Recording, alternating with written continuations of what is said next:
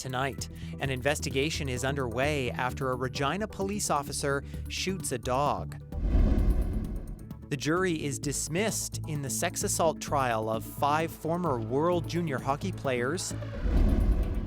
And the Riders' starting QB gets to work as week 1 of training camp wraps up. This is CBC Saskatchewan News.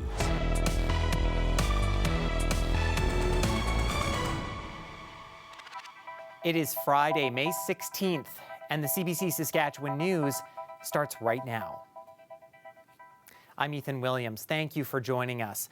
A Regina woman is speaking out, saying police shot her dog twice in front of her house. Regina police say they were investigating a report of dog theft, and it's raising questions about how officers handle encounters with animals. Jeffrey Tram has that story. It began early Wednesday morning. Regina police were called to this home in the 1500 block of Athol Street near Real District. The caller alleged 2 dogs were taken without permission.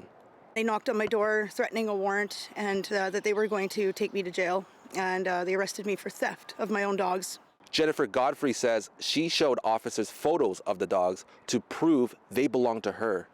I turned around, the officer had his back against the door, the second door, and let the dogs run right through. I went chasing after the dogs came out here, and by the time I had gotten to the steps, that's when the shots were fired. Godfrey says an officer shot one of her dogs, Bane, in the chest. Then she says a second shot was fired. The dog was already subdued, and he shot him again.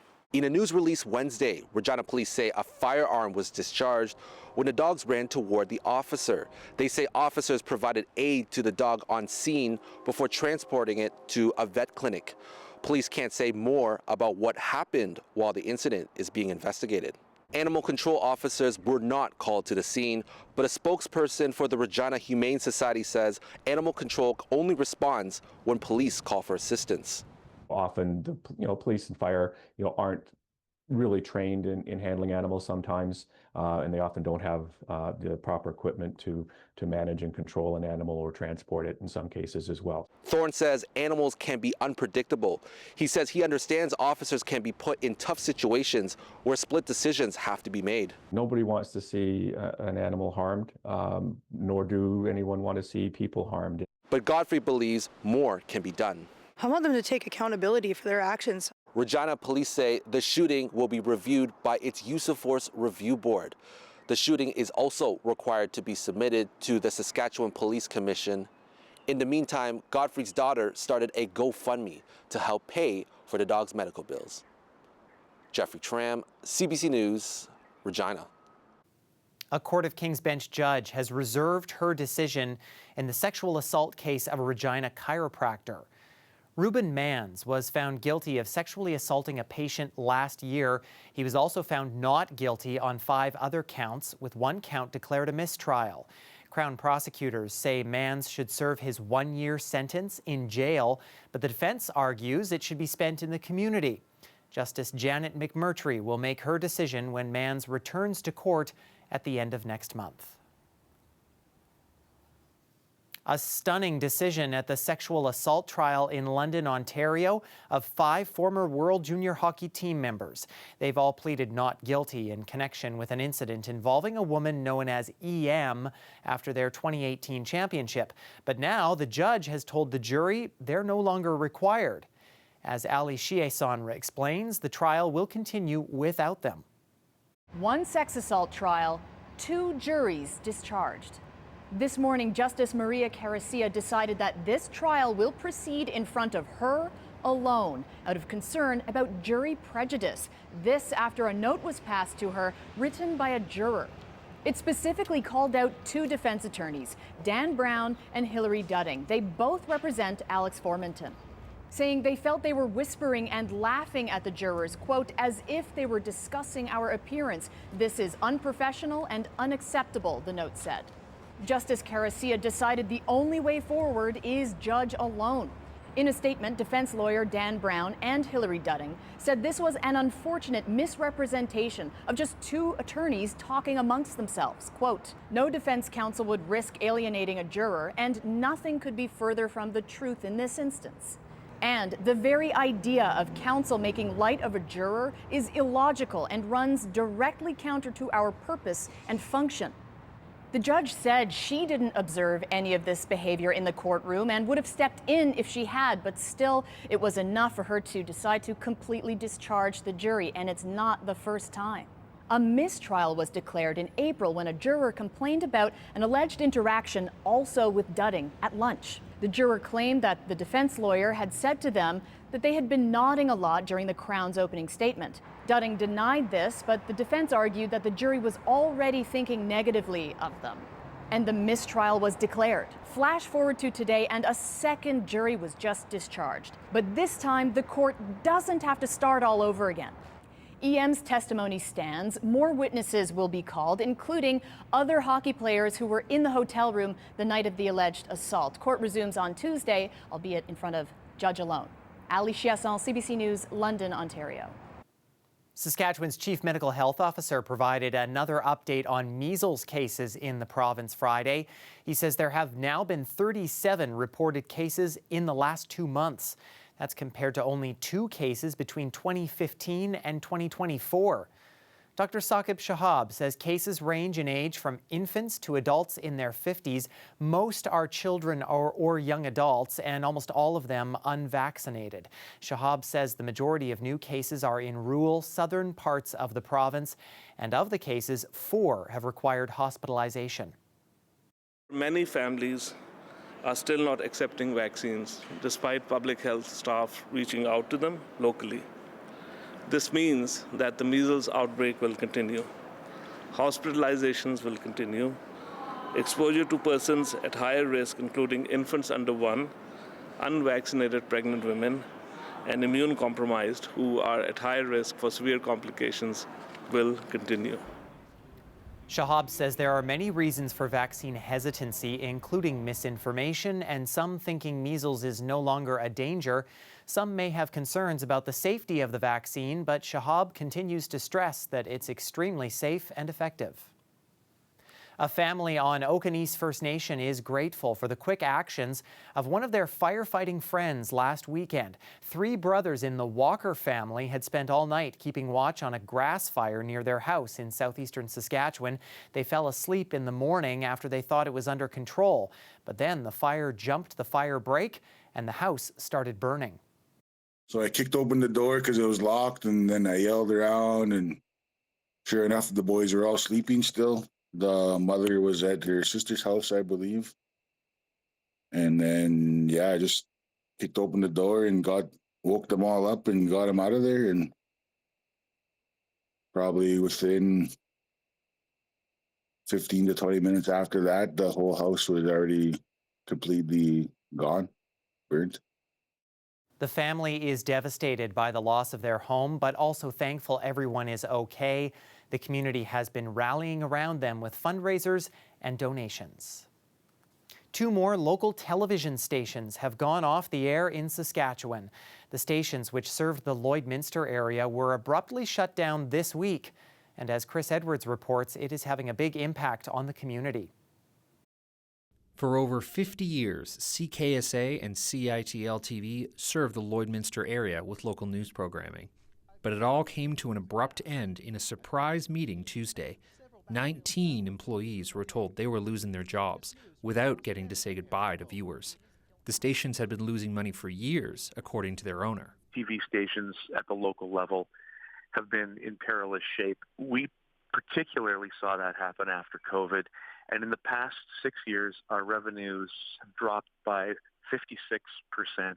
The loss of the stations leaves a huge hole in Lloydminster and the surrounding community, who will now have to rely on Edmonton or Saskatoon for local programming. And the local area around us. And when I say local communities, other cities in Alberta, Saskatchewan, connected towns, villages, and folks that are on the farm and acreages with the news of the day that were local, as well as weather, sports, and the happenings. And, just so important to a community such as ours. CKSA was also known for helping young journalists get their foot in the door. Several prominent sports reporters got their start there. Lloydminster Red Dogs. Claire Hanna, who's now a reporter with TSN in Ottawa, says she would have never made it to the big leagues without her time in Lloydminster. I was able to sink my teeth into so many different sports, but also so many different jobs within that I learned that I like to report and I like to anchor. The two stations are just the latest in a string of local media outlets that have shut down across Canada in recent years. Nearly 10% of private TV and radio stations across the country have closed since 2008, with that decline especially noticeable in smaller communities. Chris Edwards, CBC News, Regina.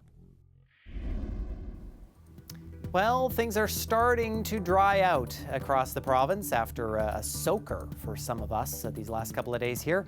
But as we head into the long weekend, don't expect it to feel like summer. We still could be seeing some rain and temperatures will be a bit on the chilly side at times. Helena Mahalik has your full forecast and a look at just how much rain we got when we come back. Stay with us.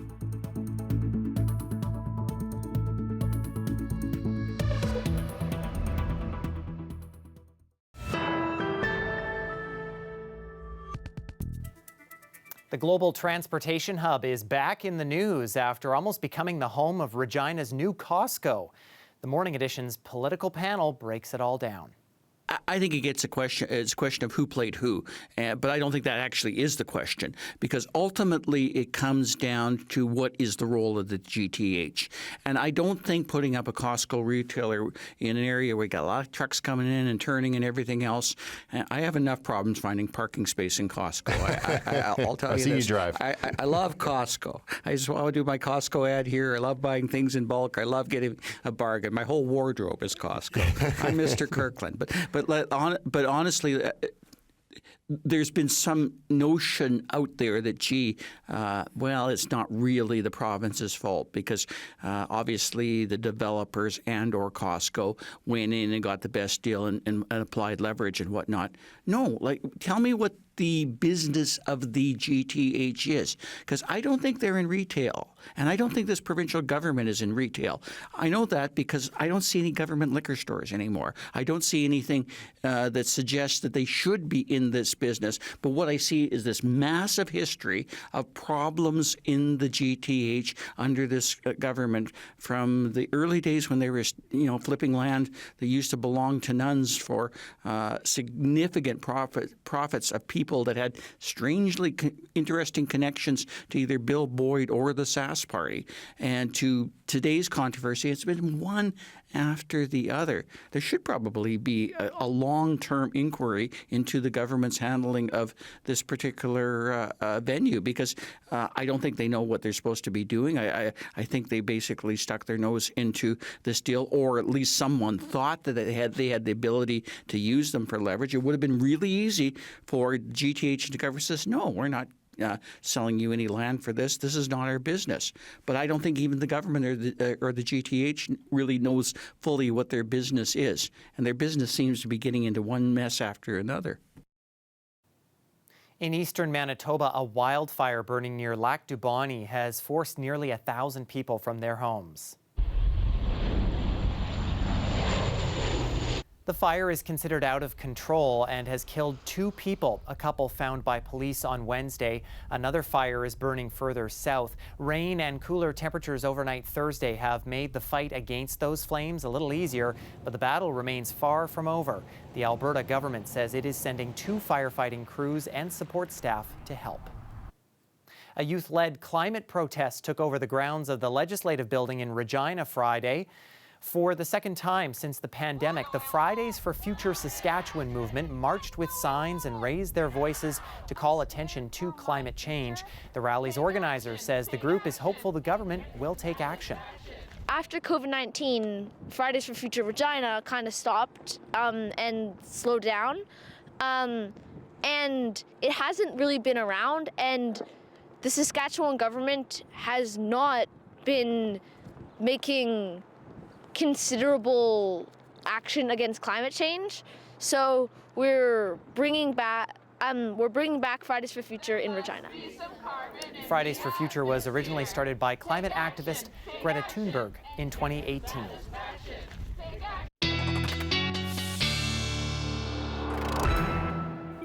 Weather specialist Helena Mahalik joining us now for a look at the forecast. And I really enjoyed that nice rain shower we got, Helena, but also nice to see that sun out as well.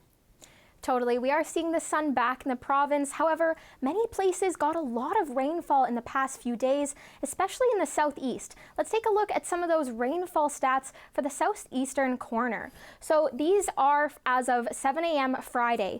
Moose Mountain, 68 millimeters of rain. Estevan, 60. Although by now, the Estevan area had a few more hours of rainfall Friday. This could be anywhere now from 65 to even 80 millimeters of rain. Other areas just across the border, 58 millimeters, so a pretty significant amount of rainfall there. And as we can see, there's still some rain in the southeast corner, but it has definitely faded since this big rain, and it'll taper off as the evening goes on. The rest of the province just in for a cloudy night, but we aren't seeing too much more activity Friday night. As we get into Saturday, the rain is shifting from the southeast to the southwest, so areas around Swift Current are going to be the ones experiencing some of those showers. That's set to continue into Saturday afternoon. Even areas around Kindersley could expect to feel some of that rainfall. As we get into Sunday, that rain is continuing, and even areas around Regina and back in the southeast could be experiencing some of those showers. Monday, most of the province could be feeling some rain. Even areas in Saskatoon or Prince Albert are going to be experiencing some of those rainstorms. So as we see our wind, though, in the southeast corner Friday, with those rains in the Estevan area, we're also seeing some winds up to 50 kilometers an hour, wind gusts in that area. But as we get into Saturday morning, the winds are really dying down. Areas around Swift Current in the southwest, where that rain is continuing Saturday, might see up to 40 kilometers an hour winds, but overall not too windy Saturday, until the evening, where most of the province is going to be receiving 30 to up to close to 50 kilometers an hour wind gusts. And that's going to continue into Sunday afternoon and evening. Some areas close to 50 kilometers an hour winds. Things are really feeling a little bit cooler. We are seeing a low pressure system come in, so temperatures for our long weekend aren't going to be quite summer-like like we've seen in the past few weeks. It'll be about average springtime conditions, but this low pressure system is making things feel just that much cooler, and it's going to continue like that for much of the weekend, Ethan. But you know, the sun will be sticking with us, and that's all we can really ask for. Indeed. Okay, Helena, thank you. Thanks, Ethan. Well, Hudson's Bay's famous multicolored stripes may be soon coming to a Canadian Tire store near you.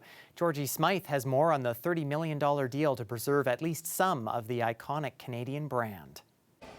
The iconic HBC stripes could now live on through Canadian Tire, with the company announcing an agreement to buy the Bay's logos, designs, coat of arms and trademarks for $30 million. There's quite a bit of treasure there that can be used in the future by Canadian Tire. In a statement, President and CEO of Canadian Tire said this choice feels as strategic as it feels patriotic. It builds on our generational connection to life in Canada, and it fits our new True North strategy. The deal comes after Canada's oldest company filed for creditor protection in March. It had been looking for buyers for parts of its business as it liquidated all 80 of its stores across the country. The Bay's CEO said, "We are grateful that the HBC brand has found a home with another heritage retailer that encapsulates the uniquely authentic Canadian experience." Canadian Tire is also bidding on some of the Bay's old locations, but it's unlikely to resurrect the retailer, says this analyst. I think what they're going to do if they're bidding on leases, it's probably going to be for part of the lease, the Bay has, and they would probably look at it for a Canadian Tire store, a Sport Chek or a Mark's. I can't see them doing anything with the Bay in its former version of itself. This is going to be reincarnated differently. Deep discounts brought many Canadians back into stores, and some shoppers there were happy to hear the news. The Hudson Bay stays alive, that's great. I mean, it's a Canadian history, the heritage company, and I think it's great if it can stay alive. As long as it lives on, that'll be a bit of a plus for sure. And Canada Tire is good too, a big company. A court still needs to approve the deal, which wouldn't close until later this year. It's not known if money raised from the agreement will flow to workers fighting for severance pay.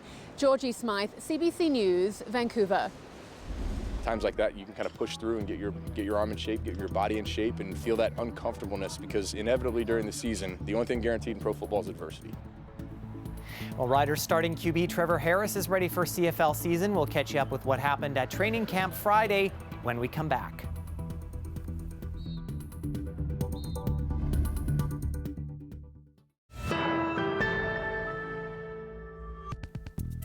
Riders starting QB Trevor Harris is ready for the CFL season, and he was at Riders training camp on Friday. He says now's the time to put in the hours to make sure the team can perform on game day. The 38-year-old Harris is happy to train in some windy, chilly conditions once in a while, like Friday. He says you never know what you'll encounter during the season. Times like that, you can kind of push through and get your arm in shape, get your body in shape, and feel that uncomfortableness, because inevitably during the season, the only thing guaranteed in pro football is adversity. And we know we're going to have that, whether it be mental, physical, emotional. As a team, you're going to have guys get sick of being around one another, but that's really what it's about, is leaning into one another and leaning into the competition, leaning into those uncomfortable things and saying, how can I get better today? Training camp continues next week. Saturday is the Riders' annual Green and White Day at the Gordie House Sports Complex in Saskatoon. The free event features activities for kids, an address by the Riders' head coach, GM, and president and CEO. And it ends with the team playing in a scrimmage and a chance for the fans to meet the players.